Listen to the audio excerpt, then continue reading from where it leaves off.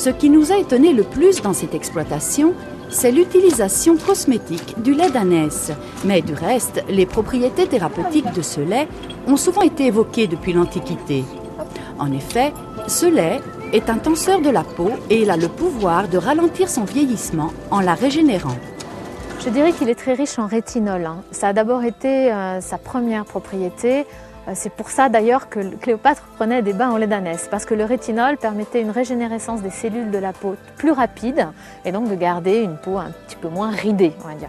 Donc ça, c'est la grande propriété. Après, il est très riche en vitamines A, B, C, D, et ce sont ces vitamines-là que l'on peut mélanger au milieu de produits cosmétiques divers pour pouvoir accentuer les vertus sur la peau en adoucissant, en régénérant. Il y a même des maladies de peau comme l'eczéma ou le psoriasis qui peuvent être atténuées grâce au lait d'ânesse. Alors aujourd'hui, on arrive à faire de la savonnerie, des cosmétiques, quelques produits dérivés comme des cures de lait frais, mais on peut transformer très bien ce produit dans des produits pour le corps.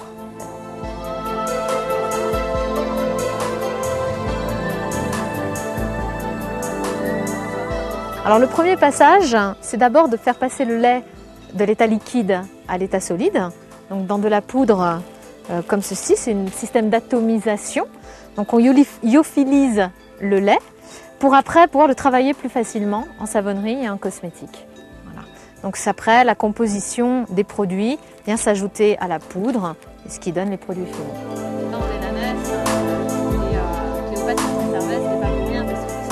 En savonnerie, ici, vous pouvez faire des savons végétaux avec des huiles essentielles. Ici, il y a 5% de lait d'ânesse qui ont été rajoutés sur des morceaux de 100 grammes ou des petits de 10 grammes, comme on a envie.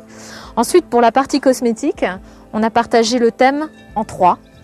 On a décidé de donner toutes ces chances à ce produit au lait d'ânesse sur des produits femmes, des produits mamans et des produits bébés. Le lait d'ânesse est rare, déjà. Tous les agriculteurs ou les propriétaires d'ânes ne font pas la traite. C'est drastique comme travail. Donc aujourd'hui, il n'y a pas de marché, il n'y a pas de prix fixé. Donc selon le travail et le temps qu'on aura apporté, ça va donner une certaine valeur. Aujourd'hui, on peut estimer 100 grammes de poudre, tel qu'on le travaille ici en cosmétique, sont équivalents à 70 francs suisses. Donc 50 € en moyenne. Donc 50 € pour 100 grammes. Il est évident que le produit fini sera très cher, facilement entre 50 et 100 € sur un 100 ml de crème.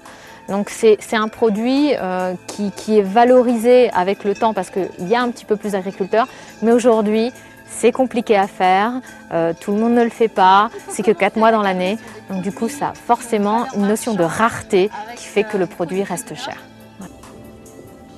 Nous revenons à l'exploitation pour une dernière question. Dans les dictons, l'âne n'a jamais eu une grande réputation. On dit « têtu comme un âne » et l'on baptise d'âne une personne peu intelligente ou ignorante. Mais pourquoi cela? L'âne est-il vraiment si bête qu'on le pense? Je dois sourire parce que là, il faut vraiment qu'on explique ce qu'est vraiment l'âne. On a tout faux sur l'âne. On a tout faux. L'âne est un animal qui vit en troupeau parce qu'il a une relation très famille avec ses congénères. Donc ils peuvent avoir des relations qui durent des années. C'est quelque chose de très, comme je dis tout le temps, de très relationnel. Mais l'âne est un individualiste. C'est-à-dire qu'il n'y a pas de hiérarchie dans le troupeau. Un âne n'a pas de chef. L'âne est chef tout seul. C'est-à-dire qu'il s'autogère. C'est une façon de vivre qui lui est propre. Il est responsable de sa vie. Donc il ne doit pas se mettre en danger. Donc il doit faire attention à tout ce qu'il fait pour ne pas se mettre en danger. Parce que l'âne est un animal qui ne fuit pas le danger. Ce n'est pas un animal de fuite.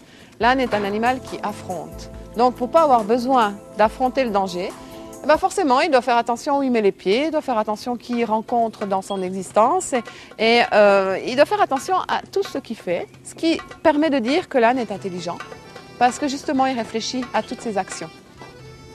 Et alors dorénavant on dira « réfléchis comme un âne ».